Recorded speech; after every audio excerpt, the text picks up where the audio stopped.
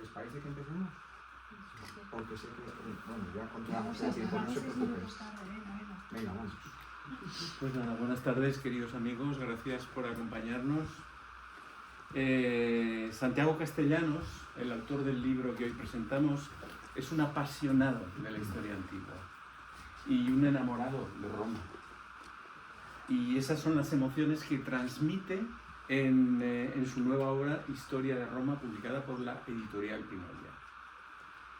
Santiago, riojano de pro, además de un poco vasco también, es doctor en Historia por la Universidad de Salamanca y profesor titular de Historia Antigua en la Universidad de León, ciudad que curiosamente nació como campamento de las legiones 6 y 7, creo, pero eso yo no me voy a meter, porque yo soy de contemporáneo.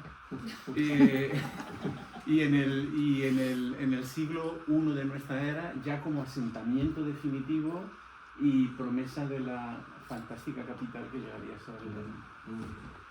Además, Castellanos ha sido profesor invitado en Oxford y en la Universidad Norteamericana de Notre Dame, alma mater de aquel presidente que sabía latín, Bachelet. ¿Sabías este dato? Me habría gustado dártelo. El presidente del ala oeste de la Casa Blanca estudió en Notre Dame. Era un gran humanista, un gran presidente de Estados Unidos, como yo no recuerdo que haya habido ninguno de verdad. Y además sabía latín. Santiago también ha dirigido proyectos de investigación del Plan Nacional de I+D y es autor de numerosos libros académicos en los que aborda el Imperio Romano y la Hispania visigoda, que es la otra de sus grandes especialidades. Precisamente en uno de tus primeros libros, que está abajo en el escaparate hoy, en El final de Roma, publicado por esta casa, por Marcial Pons, Santiago cerraba con gran elegancia el círculo que hoy abrimos con este libro, Historia de Roma. Lo voy a poner aquí, para que se sepa de qué estamos hablando. Santiago es además miembro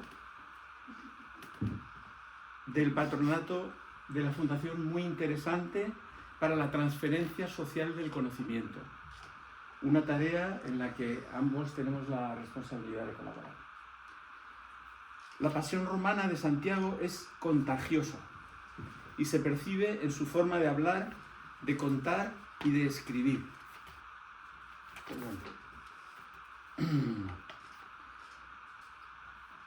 Que no me líe.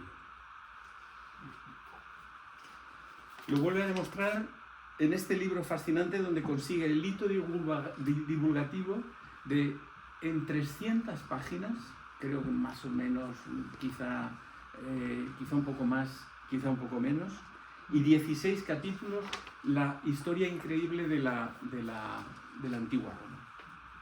Aquí están en 300 páginas y 16 capítulos la leyenda de Rómulo y Remo y el mito de la fundación según la Eneida de Virgilio. Aquí aparecen las humildes aldeas y comunidades de cabañas junto al Tíber en las colinas del Lacio que darán origen a la ciudad primigenia, sin mármoles todavía, ni foro, ni anfiteatros, como vemos en las películas. Y los 7 reyes de Roma, que quizá fueron 8, parece. Aquí están la República, el Senado y los cónsules. Aquí aparece el germen de los conceptos de ciudadanía y libertas. Aquí está el nacimiento de un imperio, del imperio que conquistó el mundo desde Londres hasta Damasco, desde el Sáhara hasta el Danubio. Y también están sus intrigas, conspiraciones y sangrientas guerras civiles. Mira que hubo intrigas, yo no sé cómo pudieron durar 13 siglos, matándose continuamente unos a otros. Los más listos, además, como Julio César, eran los más intrigantes y los más efectivos. Y su inevitable y silenciosa decadencia más de un milenio después, incluidos desfases cronológicos y ajustes arqueológicos que tú explicas muy bien. Se dice pronto, 13 siglos.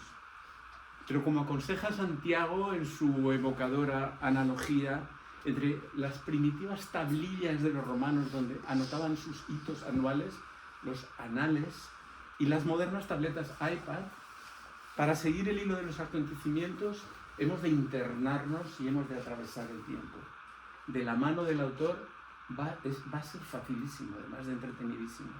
Este libro está pensado especialmente, te lo decía Asun, para personas que no hayan estudiado historia de Roma especialmente, pero están interesados. De ahí el afán de condensar en pocas páginas un relato que tiene siglos de vigencia. Santiago, que lleva más de 25 años explicando historia de Roma a estudiantes universitarios, aspira con esta obra a llegar a un público diferente, ajeno al mundo académico, y consigue una guía sencilla, divulgativa y respetuosa con las fuentes y con el estado actual de la investigación histórica.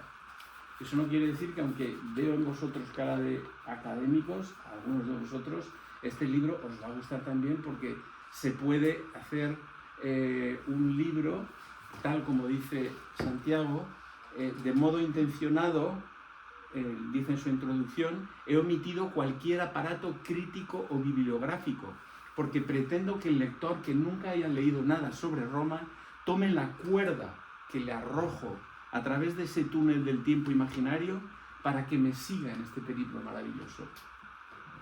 Y lo hace con un estilo personal y único. Yo lo llamaría el estilo santiaguino de contar la historia. Si alguno lo habéis visto en el aula, o en un escenario, o en un festival científico, sabéis a qué me refiero.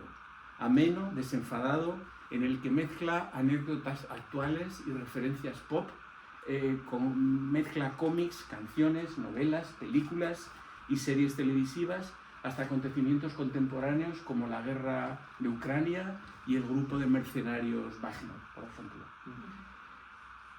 El libro, por supuesto, está poblado de historias y personajes fascinantes, con un reparto de lujo que ya vive en nuestros sueños, gracias al cine, la televisión, las series, los tebeos. Al menos cuando yo era pequeño había tebeos de romanos, y allí por ahí pasan Julio César el malo, el listo, el gran escritor, el bueno también, el Pompeyo, Graco, Cicerón, Marco Antonio, Cleopatra, Mesalina, Agripina, y todas estas mujeres tan fascinantes, Espartaco, Trajano, Adriano y Claudio. Vamos a parar en Claudio, aunque el libro continúa, porque Claudio nos lleva al siglo I, evidentemente. Aquello Claudio, cuya famosa serie de la BBC, algunos la recordaréis, estoy seguro, no todos, los más jóvenes no, además no se puede ver ya en ninguna plataforma. Yo sí la he visto, ¿eh? ¿Tú la has visto? Pues, sí. Pero eso tiene mucho mérito porque has ido por ella. Sí. Y cuya famosa serie de la BBC trataba de escudriñar el niño Santiago detrás de la puerta del salón de su casa logroñesa, yo creo que sin mucho éxito, porque cuando salía la serpiente por encima del mosaico, a Santiago le cerraban la puerta, con muy buen tino por parte de tus padres, y así se quedó la cosa. Entonces, leyendo el libro de Santiago, disfrutándolo, desde ese túnel del tiempo en el que nos propone internarnos, se nos ocurren muchísimas preguntas. Yo quiero empezar con una, que en realidad son dos, antes de dejar ya la palabra al autor, para el disfrute de todos ustedes. ¿De dónde nace este amor tuyo por Roma? ¿Qué te hizo decantar en tus estudios y en tu profesión por la historia antigua? Con ustedes, Santiago Castellanos, un apasionado de la historia. Muchas gracias. Bueno, buenas tardes. Muchísimas gracias al gran José Pardina por esta presentación tan bonita, tan entrañable, tan cariñosa, que bueno, en ciertos momentos me estaba empezando ya a emocionar, así que déjenme que me componga un poco, y bueno, por supuesto, lo primero tiene que ser palabras de agradecimiento. En primer lugar, al sitio que nos acoge, que es Marcial Pons, una librería muy querida por mí por dos motivos. Aunque ahora hace años que no venía por aquí. En primer lugar, porque venía con bastante frecuencia, naturalmente, a comprar libros. Y además porque, como ha dicho muy bien el gran José Pardina, pues uno de mis libros, uno de mis ensayos, en este caso académicos, científicos, fue editado por Ediciones Marcial Pons y entonces me trae muy buenos recuerdos, ¿no? Y además de dar el agradecimiento a... Siéntense por ahí que hay sitio, gracias. Además de dar el agradecimiento a la casa que nos acoge y que estamos todos muy agradecidos, por supuesto, mis siguientes palabras de agradecimiento, además de a José Pardina por la presentación tan bonita que ha hecho, es a la editorial Pinolia y a mi editora, Marta Ariño, que está aquí presente. Muchas gracias, Marta, a ti y a todo tu equipo, a Sofía, a Ida, a todo el equipo, a Marta y a Carmen Sabalete, por supuesto, que la tenemos aquí, directora muy interesante y muy histórica. Carmen, muchas gracias por todo el apoyo. No tengo palabras para decir, sinceramente, todo el agradecimiento que sale de mis adentros con respecto a Pinolia y a todo el apoyo que me está ofreciendo en estos momentos y a todo el grupo muy interesante. Gracias a todos ustedes por estar aquí. Yo sé que es un día un poco complicado y la hora tampoco es un poco difícil. Somos conscientes de que estamos en una librería y por lo tanto vamos a intentar ajustarnos al máximo al tiempo del que disponemos, que no es mucho realmente. Y en fin, por eso digo que mis primeras palabras son de agradecimiento y por supuesto a todos ustedes por estar aquí. Bueno, lo primero que tengo que hacer es contestar a la pregunta de José Pardina, es decir, ¿de dónde viene este amor por el mundo antiguo y sobre todo por la historia de Roma? Bueno, lo de la serpiente tiene bastante que ver. Normalmente cuando nos prohíben algo, ya nos están un poco provocando, ¿no? Nos están excitando nuestra curiosidad y desde luego les puedo asegurar que aquella musiquita de la serpiente en el mosaico, cuando salían los dos rombos y nos cerraban la puerta a mi hermana y a mí, pues eso ya de primeras ya excitaba. Pero les voy a confesar, y esto bueno, es una confesión personal, alguna vez lo he contado en entrevistas y tal, pero me apetece contarlo ahora para contestar a tu pregunta con toda sinceridad. Miren ustedes, a mí el amor por Roma me viene de los viñedos y del vino, que es el mundo en el que yo me he criado.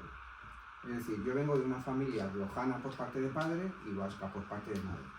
Y en mi familia materna en concreto, en viñedos de lo que hoy llamamos Rioja Alavesa, pues mi familia materna tenía allí viñedos y entonces siempre en verano, los veranos, justo antes de la vendimia, bueno y durante la vendimia por supuesto, ya no les cuento, pero sobre todo antes de la vendimia, se hacían unas comilonas allí en los viñedos que consistían en, claro, se usaban sarmientos para hacer chuletillas al sarmiento, que saben ustedes que son los platos típicos de la zona.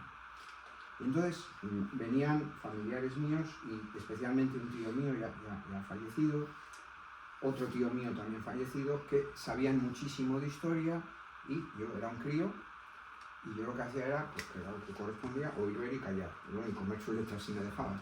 Y entonces escuchaba cómo ellos hablaban, como que sabían muchísimo del mundo romano, bueno, hablaban de muchas cosas de historia. Por supuesto, acuérdense, estamos en años muy difíciles, con multitud de asesinatos. El tema de ETA era un tema candente en nuestras las conversaciones de ellos. Y en mi familia siempre se ha hablado mucho de este asunto, como es lógico. Y se integraba todo eso en esas conversaciones. Entonces ya de ahí ya me empezó a picar esa curiosidad por el mundo romano, porque ellos insistían mucho. Además, uno de mis tíos vivía en Roma, era periodista destacado del Correo Español del Pueblo Vasco en el Vaticano. Y entonces, claro, estas cosas a un niño le marcan mucho.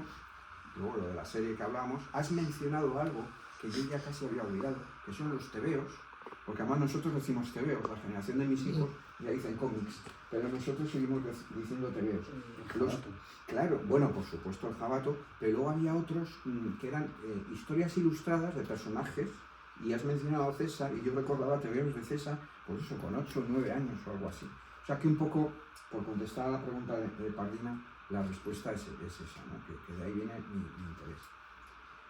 Yo creo que en parte por eso, y por ir al libro, y les aseguro que voy a intentar no aburrirles mucho, no tenerles mucho rato aquí, un poco el libro es el libro que yo quería escribir hace mucho tiempo. Porque por mi profesión, y es mi profesión y me vuelco en ella, los libros que yo suelo escribir, normalmente, también he cultivado otras tendencias como por ejemplo la novela histórica, pero a nivel de ensayos, mis libros siempre son académicos, es decir, muy sesudos, con mucho aparato crítico, muchas notas a pie de página, bibliografías muy densas, etcétera, etcétera, etcétera.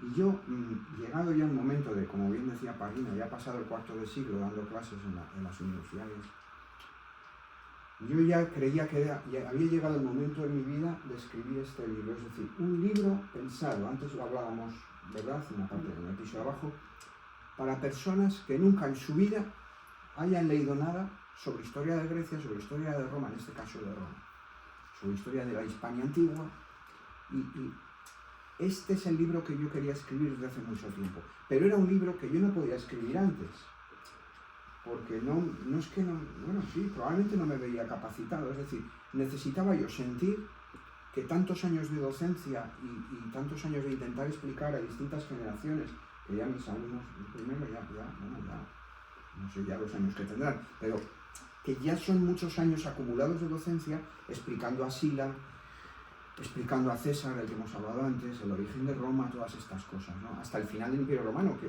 es mi especialidad es el final del Imperio Romano, luego el mundo de los bárbaros, la Hispania visigoda, etcétera, etcétera. Y este es el libro que yo quería escribir, desde el principio hasta el final, que una persona que jamás haya leído nada de historia de Roma, pero tenga esa inquietud de leer algo ligero, ligerito, que en pocas tardes se haga una idea cabal, racional, rigurosa, pero entretenida. Tú mencionabas series de televisión, efectivamente, yo hago algunos guiños a series de televisión, al pop, etcétera, siempre con la precaución, es decir, yo aviso al lector, bueno, ojo, que son comparaciones que tenemos que tener mucha prudencia, pero las hago, para que el lector piense, no por caer en la idea sencilla de decir que somos igual que los romanos, pero tenemos mucho de romanos. Para empezar, lo que estamos ahora haciendo aquí, esta lengua en la que ha hablado Parrina, en la que estoy hablando yo, pues es una especie de latín como muy cutre, un latín ya muy tardío, muy evolucionado, es un romance ya muy tardío, ¿verdad? Y desde ahí todo lo que nos rodea, menos la tecnología y algunas cosas más que nos han aportado, pues qué sé yo, la historia moderna, ¿verdad? Y la historia contemporánea, a nivel político, a nivel institucional, a nivel económico y sobre todo a nivel tecnológico, el fundamento nuestro es claramente romano. Y por ir al libro, y ya les digo que no voy a estar mucho en el uso de la palabra, luego si alguno de ustedes quieren hacer alguna pregunta, yo estaré, que sean fáciles, por favor, estaré encantado de intentar responderlas. Miren, el libro tiene una estructura claramente cronológica, es decir, por mucho que el libro trate de acercar al gran público la historia del mundo romano, tiene un principio y un final. No he querido volverme loco ni volver loco al lector. Es decir, el libro, usted empieza a leer el libro y se va a encontrar con el origen de Roma. Y cuando acabe el libro se va a encontrar con el final del Imperio Romano en Occidente. Saben ustedes que el Imperio Romano de Oriente durará un milenio más. Así que yo ahí no entro. Yo me quedo a finales del siglo V. Como muy bien ha dicho Parrina, claro, en esencia, y si nos tenemos que creer la cronología tradicional, que ahora voy a hablar un poco de eso, del origen de los romanos, que los propios romanos se dieron a sí mismos, si nos la tenemos que creer, que es algo que plantea problemas, 8 y 5, 13. 8 siglos antes de Roma y 5 siglos después de Roma. Aquí la matemática no engaña. Claro, son 13 siglos. Muy rápidamente, algunos retazos y algunos hilos de cosas que ha mencionado Parrina y un poco de las cosas más importantes que van apareciendo por el libro. Por ejemplo, esto del origen de Roma. Yo llevo un cuarto de siglo explicando a los alumnos o intentando explicar que Roma no se funda, Roma se forma. Roma no se funda, por más que los romanos transmiten y como por utilizar el símil que veo sus teléfonos móviles, por utilizar un símil de los móviles, de los teléfonos móviles, Roma se formatea la idea a sí misma de que fue fundada. Ad urbe condita, dice Tito Livio. Desde la fundación, el verbo condere, ¿verdad? Desde la fundación de la ciudad. Los romanos, hay un colega mío, me permite una palabrota, a estas horas, a ver si puedo, bueno, van a dar las 7. Hay un colega mío de Cambridge que dice que, y cito textualmente de uno de sus libros, que además estaba por abajo el libro, creo que lo he visto, y cito textualmente, abro comillas, los romanos pensaban de sí mismos que eran unos auténticos hijos de puta. Cierro comillas. Esto lo dice un colega mío de Inglaterra. Bueno, pues en parte tiene razón. Es decir, ellos cuando tejen el mito de su propio origen ya está presente la violencia, incluso una violencia entre hermanos, desde el principio. Pero son mitos que tienen como dos matrices, dos orígenes. Un mito local, que es toda la leyenda de la loba, que ahora voy a hacer un comentario sobre eso, y un mito que viene más del mundo del mercado de los mitos, es decir, del mito por antonomasia. ¿Dónde van a ir los romanos a buscar el mito externo con el que vincularse? Pues eligen lo mejor. Es como si vamos a una pastelería y tenemos dinero para pagar, y yo he visto ahora viniendo por Malasaña dando un paseo, y he tomado un helado de dulce de leche buenísimo, pero he visto una confitería y me daban ganas de quedarme toda la tarde. Ellos eligen el pastel que más les gusta, y el pastel que más les gusta es el mito de la Ilíada, la guerra de Troya, y concretamente la huida de Eneas. Emparentan la tradición indígena con la tradición griega y se va fundiendo en un solo mito, que es el que todos ustedes conocen. Tienen que salvar enormes dificultades cronológicas de varios siglos que hay entre la supuesta guerra de Troya, y la supuesta fundación de Roma, que hay como 4 siglos de diferencia. Y lo salvan inventándose una ciudad, inventándose unas dinastías, las dinastías albanas, que ahora no voy a explicar. Es decir, les cuento todo esto para que vean que hay un elemento de artificiosidad, hay un elemento de creación literaria, hay un elemento mítico a la hora de explicar su propio origen. Esto por un lado. Por otro lado está el tema de la cronología, los años. Naturalmente la fecha del origen de Roma, incluso yo en Twitter hay veces que pongo felicidad de Roma, cuando llega el día de abril, que equivale al mes de abril de 753, donde según la tradición canónica, que es un invento de Varrón, los romanos celebraban su cumpleaños, digamos. Bueno, todo esto son cálculos que se hacían aproximados. Realmente no sabemos, porque ya digo que no es una fundación. Roma surge, y aquí sí que me pongo un poco serio, Roma surge por la decisión colectiva de una serie de comunidades de aldea muy modestas en las colinas de lo que luego es Roma, eran comunidades silvopastoriles, muy modestas, de cabañas, que vivían en unas colinas donde las partes bajas de las colinas al lado del Tíber eran zonas inundadas, zonas lacustres, y toman la decisión colectiva de aunar intereses, de salir adelante entre todos. Y ese salir adelante entre todos es lo que políticamente los romanos llaman civitas. De ahí viene nuestra idea ciudad, se escribe civitas. Civitas. Y esa civitas es Roma. Roma surge de esa decisión colectiva de un conjunto de aldeas. No es una fundación. Lo que pasa es que cuando Roma ya empieza a ser grande, lógicamente necesita, como todas las potencias del mundo, unos mitos fundacionales. Isaac Newton, que pueden ustedes pensar que pinta aquí Isaac Newton en todo esto, bueno, se planteaba, claro, con su mente matemática, decía, bueno, a mí no me salen las cuentas, decía Newton, ¿no? Y en un texto dejó por ahí que dice, bueno, si son 244 años de monarquía romana y solo 7 reyes, poco por lo que decía José Pardina, pues sí, efectivamente creemos que hubo más reyes. Sí les puedo asegurar, aquí sí que nos movemos un poco en la certeza y voy avanzando, que Roma sí tuvo reyes desde el principio. Lo dice Tácito, y a Tácito, aquí sí que me mojo un poco por mis gustos, no, me mojo quiere decir en el sentido de que oía risas por aquí, me mojo en el sentido de que doy mi opinión verdadera. Tácito es el más grande de los historiadores romanos, bajo mi punto de vista. El que más sentido ácido tiene, el más crítico, el que ve todo desde la perspectiva. Ahora, por ejemplo, nos sorprendemos de las noticias cuando entramos en el móvil y vemos las noticias a nivel general y siempre sacamos un ojo crítico todos nosotros, ¿no? Tengamos cada uno las tendencias que tengamos. Bueno, Tácito las tiene, lo que pasa es que no las puede decir públicamente, porque hay emperadores. Él escribe en la época de Trajano, finales del siglo I, comienzos del segundo. Y Trajano, que por cierto, un guiño a los leoneses. Yo no soy de León, ya lo hemos dejado muy claro. Es una tierra estupenda y ustedes visiten León, que es una ciudad preciosa. León era un campamento que antes mencionábamos, de la Legio Sexta Victris y de la Legio Séptima Gemina.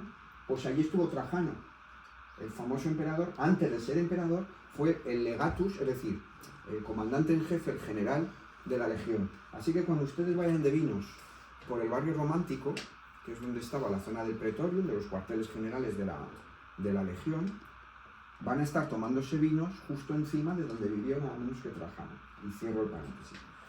Y claro, pues estas cronologías pues son muy discutidas, ¿no? Es decir, que todo esto, bueno, no tengo ahora tiempo de explicarlo, pero que sepan ustedes, como una de las primeras ideas del rato que voy a estar hablando, que efectivamente el inicio de Roma está envuelto en esa penumbra, en esa nebulosa de la mítica, pero al mismo tiempo, ya digo, de esa toma de decisiones colectivas.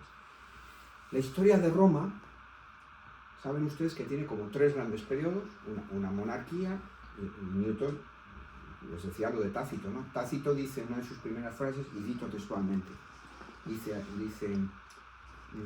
Roma, o sea, Roma desde el principio tenía reyes. Dice, Tarquinio Colatino y Junio Bruto nos trajeron la libertas y el consulado. Esto me permite, como Pardina, estoy intentando construir la presentación sobre la base de lo que has dicho. Pardina ha mencionado el concepto de libertas. Esto también quiero dedicarle unos instantes. Miren ustedes, el léxico romano, hablo de política, de política. El léxico político romano, las palabras son como las nuestras. Por ejemplo, república, libertad, pero no significan lo mismo. No significan lo mismo. Por ejemplo, república. República en el mundo romano es un concepto muy profundo, más allá del sistema institucional al que nosotros, en nuestras lenguas, en español, en inglés, en italiano, en francés, llamamos república. Es la res pública, es, ¿cómo les diría yo? La manera de organizarnos en común. Es más o menos equivalente a la politeia de los griegos.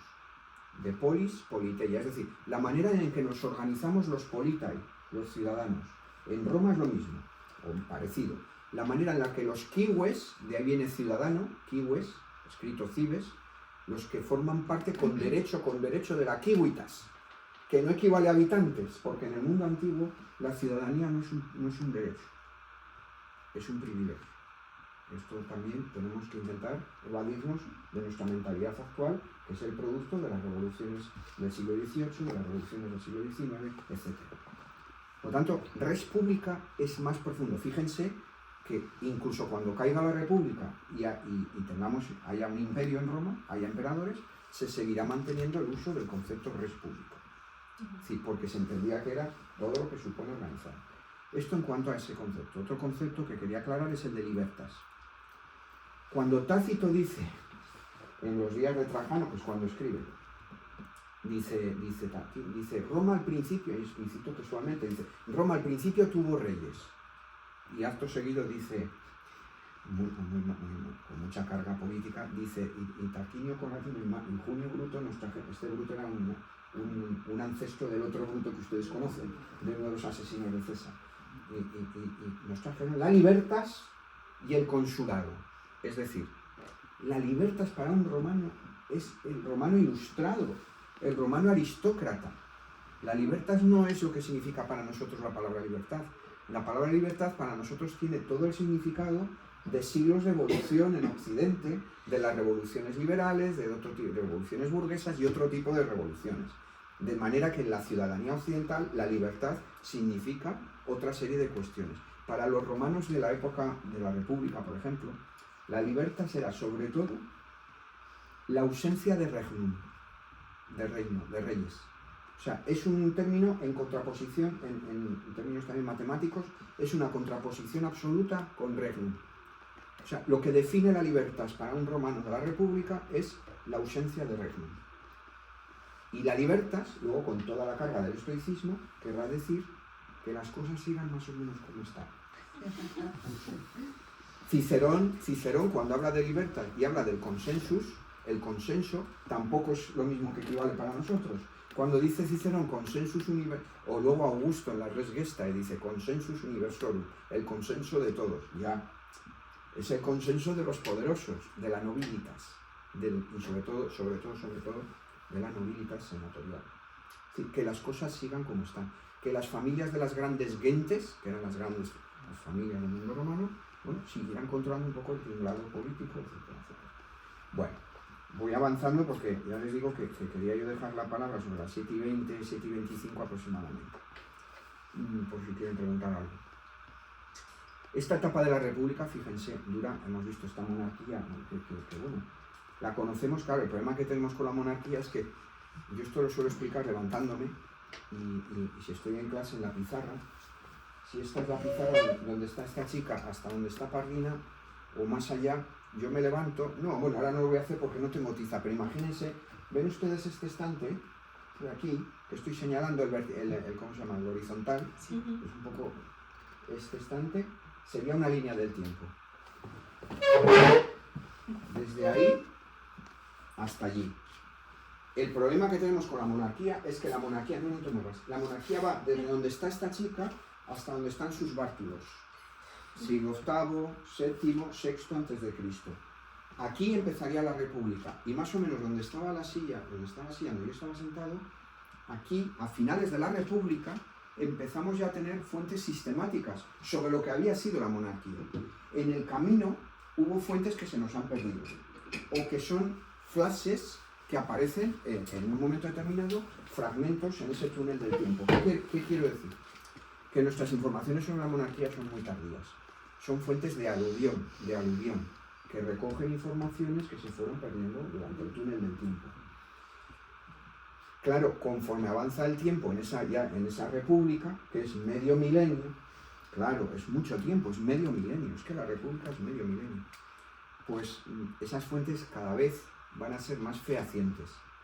Para los científicos nos resultan más solventes, más auténticas, más cercanas a los acontecimientos. Como no voy a entrar en detalles, dos flashes también sobre la República. Otra idea que quiero desmitificar un poco porque es como la canción esta de Flota en el viento. Sí. Y Love is in the air, ¿no? Sí. Exacto. Entonces, flota un poco en el ambiente la idea de que la República es un sistema democrático. Nada más lejos de la realidad. ¿En Roma se votaba? Sí. Digo en la República. ¿Había asambleas para votar? Sí. Es más, yo de hecho hay veces en la cuenta de Twitter pongo imágenes, hay unos denarios muy bonitos que bueno, enseguida en el festival que tenemos lo voy a proyectar, es precioso, que donde se ve perfectamente el acto de la votación, que es como el nuestro. Una manita, una papelecita, digamos, y a la una. Tal cual. Pero el hecho de que se votase no implica que fuera una democracia, porque no puede haber democracia en el mundo antiguo con nuestros clichés, sencillamente. Ni siquiera la isonomía, ni siquiera la democratía, es decir, el kratos del demos, o sea, la democracia de Pericles, por decirlo así, en Atenas, tampoco era una democracia porque las mujeres estaban excluidas, la mayor parte de los extranjeros, los metecos, estaban excluidos de muchas cosas, etc. Claro, no podemos mirar al mundo antiguo con nuestros clichés. ¿Se votaba? ¿Había asambleas en la República? Sí. ¿Se elegían los magistrados en la República? Sí.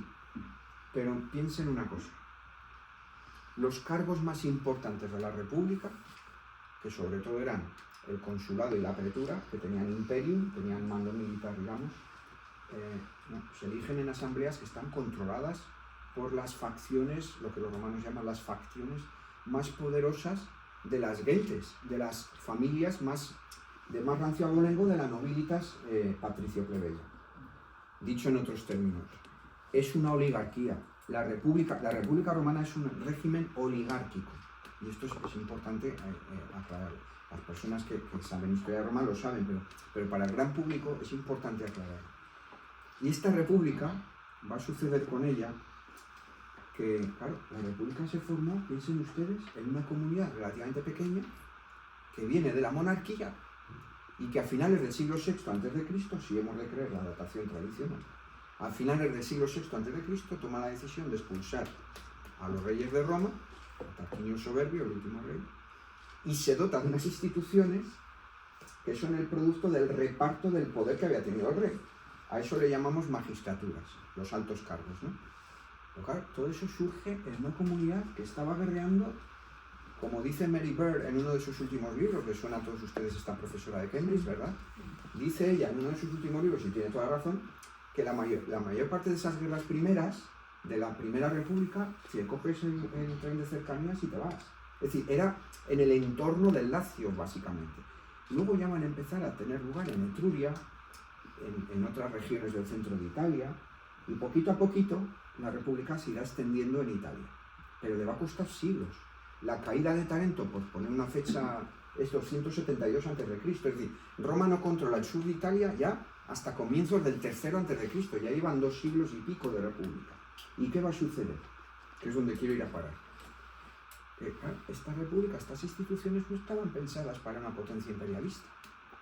Cuando Roma vence a Cartago, sobre todo la Segunda Guerra Púnica, que es determinante, era una guerra por la supervivencia, o sea, solo iba a quedar una de las 2 potencias, eso estaba claro.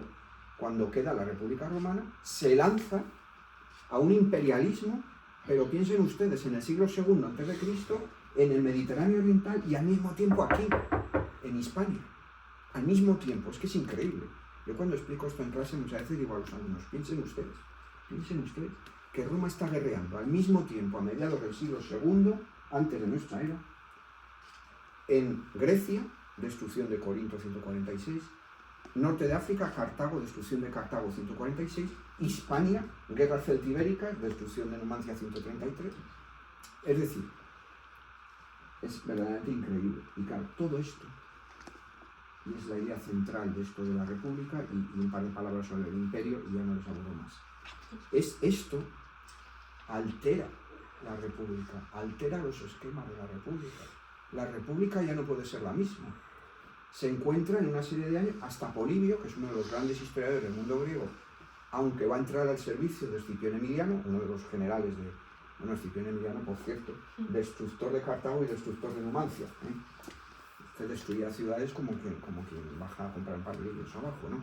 Pues Polibio entró al servicio de este personaje y escribe una historia que es determinante, es importantísima, la historia de Polibio en griego, y dice Polibio: quiero escribir esta historia para explicar cómo Roma en 70 años ha pasado a ser lo que es una potencia que domina el Mediterráneo. Claro, esto alteró. ¿Y en qué lo alteró? A nivel socioeconómico, a nivel cultural. Es la época en la que el estoicismo, muchas tendencias de pensamiento griego quedan inoculadas en la mente de los aristócratas romanos, incluso modas en el vestir, y sobre todo a nivel socioeconómico. Una quiebra de determinados modelos que habían funcionado hasta entonces y el despegue definitivo de los aristócratas poderosos. Esto va a provocar una reforma porque hay mucho, lo que los romanos llaman proletarii, con 2 i's, que de ahí viene nuestra palabra proletarios, es decir, el que solo tiene su proles, o sea, su familia, en latín proles, ¿no? De ahí viene prole, nuestra palabra prole. Es decir, que no tienen nada, son desposeídos. Van acudiendo a Roma, estos desposeídos son cientos de miles, y ahí se les da la salida militar. Se les enrolan las legiones hasta entonces eran ejércitos de campesinos y de propietarios, y ahora se van a convertir, finales del siglo II a.C., en ejércitos profesionales.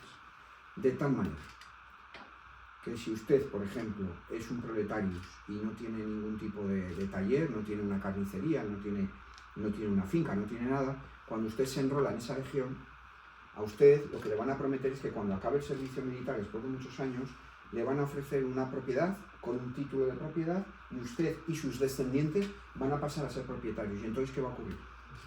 Que esos miles de nuevos legionarios se van a consagrar a sus jefes. Y por primera vez en la historia de Roma, si uno de esos jefes, uno de esos generales, que al mismo tiempo son políticos, decide lanzar a esos ejércitos contra otros romanos, va a ocurrir. Por ejemplo, Cornelio Sila, en el año 88 a.C., y vamos avanzando ya mucho, en el año 88 a.C. va a enviar las legiones contra Roma. Las tenían en el sur de Italia, por unas cuestiones que ahora no puedo explicar, no tengo tiempo, si va a ir a una guerra oriente, y lanza las legiones contra Roma. Luego se volverá a marchar, pero cuando regrese en el 83-82 se proclamará dictator, pero ya no la dictadura típica de la República, porque en la República había una magistratura extraordinem, que de ahí viene nuestra palabra extraordinario, extraordinem, que quiere decir que en determinadas circunstancias se podía entregar el poder supremo de la República a un individuo, un dictador. Pero claro, eran dictaduras para 6 meses o 1 año y a tu casa. Sila ya vulnera, pervierte todo eso, hay proscripciones, las famosas proscripciones silanas. ¿Qué les quiero contar? Que a partir de Sila, bajo mi punto de vista en el libro, insisto mucho en ello en el libro, Sila es el punto de inflexión de la crisis de la República, es decir, la violencia ya se institucionaliza y el liderazgo militar de estos caudillajes militares va unido al político, de tal manera que habrá otros personajes que van a imitar a Sila. Mencionabas antes a César. Se atribuye a César una frase. Cuentan que César dijo una vez que aquel, y cito textualmente, que aquel Sila que había renunciado a la dictadura, porque Sila renunció a la dictadura, se fue a su casa, ya era ya mayor, y a dedicarse a las orgías y a escribir su autobiografía. Las orgías no sé ya si le daría para mucho, pero la autobiografía, que son sus comentarios, lamentablemente no nos han llegado. Es uno de los textos que más echo yo en falta de toda la historia de Roma. ¿Qué más quisiéramos que tener los comentarios silanos a nuestra disposición? Su autobiografía, imagínense tener la autobiografía de Sila. Bueno, decía César, dice aquel Sila, despectivamente, que depuso la dictadura, que se fue a su casa, y cito textualmente, dice, era un completo analfabeto. Sí, ¿qué quiere decir? Que César, de ser cierta la frase, que no lo sabemos, no tenía ninguna intención de dejar la dictadura. Bueno, estos que siguen después, Pompeyo y sobre todo César, claro, César es, y ya acabamos un poco, vamos acabando la República, los últimos 5 minutos, 2 palabras sobre el imperio. Nunca había resumido el imperio romano en 5 minutos, pero bueno, pero me viene bien. César, claro, César es el último, digamos, o uno de los últimos de estos políticos que son generales también, porque César no tenía prestigio militar. Entonces él, cuando es cónsul en el 59, como consecuencia del mal llamado primer triunvirato, porque no es un triunvirato, es una amicitia, una amistad privada, pues bueno, él recibe el consulado, su colega en el consulado, sabes que los cónsules eran 2, Víbulo, entre que César movilizó a las masas para que le tiraran excrementos y que el otro se dio cuenta de a quién tenía de colega, se llama colega, porque forman un colegium, compañero. Digo, yo me voy a mi casa. José Pardina, yo me voy a mi casa. Y Víbulo se metió en su casa y de allí prácticamente no salió. Es decir, porque sabía quién tenía, porque la agenda política que tenía que sacar César adelante, fíjense ustedes de las que leemos ahora en la prensa, tenía que sacar muchos proyectos de ley. Entre otros, su mando militar para las Galias, a partir del 58. Entonces César consigue el prestigio militar que no tenía. Y va a ir aunando, entonces claro, guerra civil, bellum kiwile, quiere decir la guerra entre los kiwis, entre los ciudadanos. Eso es lo que quiere decir guerra civil, y así surge el término. César ganará la guerra entre el 49 y el 45, gana la guerra y va acumulando poderes. Pero por favor, sobre todo, bueno, en redes sociales yo lo veo esto mucho, por favor, César no es el primer emperador. César es un dictador que es absolutamente sui generis, es decir, está fuera de cualquier clasificación, rompe todas las tradiciones, incluso a Sila lo supera, porque César se proclama dictator perpetuus, dictador perpetuo, pero no es emperador. El primer emperador verdaderamente es su sobrino nieto, y ya entramos en esa fase y voy bien de tiempo, porque les he prometido 25, bueno, con mucho y media yo me callo. Y César, él ha adoptado, en su testamentum, ha adoptado a su sobrino nieto. Claro, su sobrino nieto, que es Cayo Octavio, según las fuentes, es un personaje encrenque, debilucho, rubio, así un poco físicamente daba la sensación de fragilidad. De hecho, Cicerón, cuando se entrevista con él, claro, fíjense Cicerón, como diría, yo soy madridista, pero como decía Luis Aragonés, Cicerón ya tenía el culo pelado. Imagínense ustedes años que llevaba Cicerón despachando enemigos en el Senado de Roma. Y Cicerón, cuando se entrevista con él, en el 44 ya, después del cesaricidio, lo sabemos por las cartas de Cicerón, esto lo cuento en el libro detalladamente. Tiene la sensación de que lo van a manejar. Dice, este nos lo calzamos entre nosotros, ya los mayores, lo vamos a manejar, los enterró a todos. Es decir, Octavio era, sin duda alguna, uno de los mayores genios políticos de la humanidad occidental, probablemente para el mal, pero era un genio político, En un mundo como la República Tardía, que viene de las guerras civiles, él sabe capitalizar la herencia de César, cambia su nombre al de Caius Iulius Caesar, igual que su tío abuelo, que ahora ya es su padre adoptivo, y se sabe mover, aunque él no era un buen militar, se rodea de gente, por ejemplo, como Agripa, que era un crack, como dicen ahora los jóvenes, un crack desde el punto de vista militar y también desde otros puntos de vista. Consigue ir eliminando rivales, como se acuerdan ustedes de los inmortales, la gente de mi generación, con Christopher Lambert, que las tenía todas locas, pero no entendí nunca muy bien eso, y entonces el que quedó como único es que eso mismo, el único que queda es este joven Octavio, hasta que, dueño de decenas y decenas de legiones que eran el resultado de las guerras civiles, pues se permite en una serie de años ir acumulando poderes. No lo hace de la noche a la mañana para evitar una reacción que se lo llevara por delante, lo hace poco a poco. En el 27 a.C. hace que el Senado, él depone sus poderes, se desnuda políticamente, se convierte en un privatus, sin poderes, y el Senado, claro, todo esto estaba pactado y amañado, el Senado le proclama Augustus y, bueno, construye los poderes, que es ya el primer emperador. Voy concluyendo. En el libro explico cómo esa mochila, me gusta compararlo con una mochila, rellena de los poderes que él había ido acumulando, que por resumirlo mucho tienen dos vertientes, muy fácil de entender. Son muchos poderes, ¿sí? Y muy técnicos, pero son el poder militar y el poder civil. El imperium, que es el mando militar, y la potestas tribunicia, o sea, todo lo que son supervisar los poderes civiles. A partir de ese momento, cuando una sola persona reúne esas dos vertientes de poder, además de un montón de títulos, que ahora no tengo tiempo de explicar, es que es el jefe militar y civil del mundo romano. Eso es absolutamente ya una autocracia. A partir de Augusto, con el cambio de era, podemos hablar de un emperador y de un imperio. Ese imperio, y voy concluyendo, que dura otro medio milenio.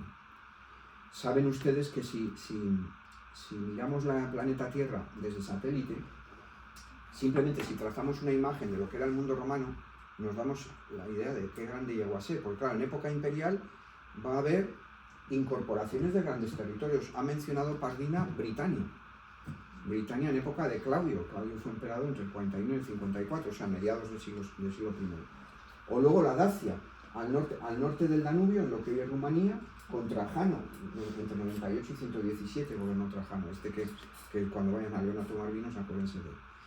Y entonces, ese imperio es gobernado con provincias, con un emperador a la cabeza, va a haber varias dinastías imperiales. Saben ustedes, y ya son 25, entonces yo voy acabando, saben ustedes que el Imperio Romano tomará decisiones un poco que van a cambiar el destino de la humanidad, como es, por ejemplo, apoyarse en una religión que había empezado en el ámbito judaico, también hablo del libro, en el libro brevemente, muy brevemente, había empezado en el ámbito judaico y se va a transformar en otra cosa. A partir de las cartas de Pablo, fundamentalmente, me refiero a lo que luego se llamará el cristianismo. Entonces, Constantino apoyará al cristianismo. En el siglo IV de nuestra era, los emperadores empezarán a colocar a sus líderes, a los líderes de los cristianos, que son los obispos, en puestos, digamos, de mando del mundo ese transatlántico que era el Imperio Romano, por un lado. Y por otro lado, saben ustedes que el otro gran tema de las páginas finales del libro y del final del mundo romano son los bárbaros. Los bárbaros interactúan con Roma, digamos que no podemos entender, es otro de los mitos que intento, digo para el gran público, el público especialista en Roma ya lo sabe, pero para el gran público intento desmitificar esa idea de los bárbaros. ¿Se acuerdan el anuncio de la cerveza aquella? Que aparecían unos bárbaros con cuernos y iban arrasando todo en televisión. Pues esa imagen de los bárbaros es la que intento desmitificar.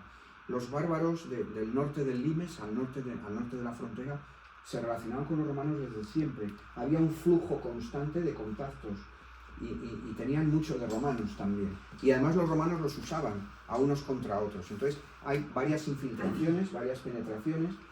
Algunas fueron invasión, otras no. Por ejemplo, la de los godos, el paso del Danubio de los godos, no es una invasión, está pactada con el emperador Valente. Pero evidentemente, el Imperio Romano de Occidente, está ya en rarefacción, está en retirada en el siglo V de nuestra era.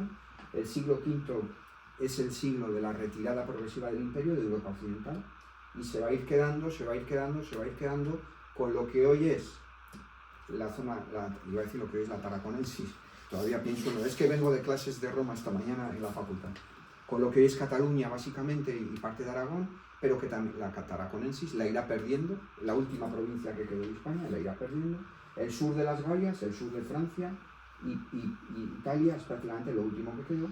Así que cuando, y con esto de verdad concluyo, cuando en esa fecha simbólica, que es el año 476, un muchacho, porque era un crío, Rómulo Augustulo, que era el emperador del momento, es depuesto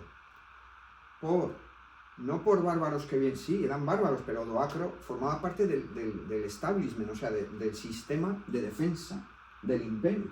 Era uno de los jefes de las guarniciones romanas, etc. Deponen a este muchacho y lo mandan a Campania, al sur de Italia, con una pensión, díganse ustedes, de las SICAF estas y todas estas cosas, de 6.000 solidi, que era una pasta para la época, 6.000 solidi era una cantidad muy alta, y aquí paz y después gloria, envían a Constantinopla, a la parte oriental, las insignias imperiales, la diadema, la clámide, los símbolos del emperador, y el emperador del Romano de Oriente, que tenía en el palacio a embajadores bárbaros y embajadores del Senado de Roma pidiendo que interviniera y que salvara al imperio. Zenón, pues poco menos que se lava las manos y como decía el gran Momiliano, el gran historiador Momiliano, que es una frase que a mí me encanta y lo comentábamos antes, y lo dice en italiano, dice: es una caída sin ruido. El final del Imperio Romano es una caída sin ruido porque ya no había muchas cosas que pudieran hacer ruido. Bueno, muchísimas gracias.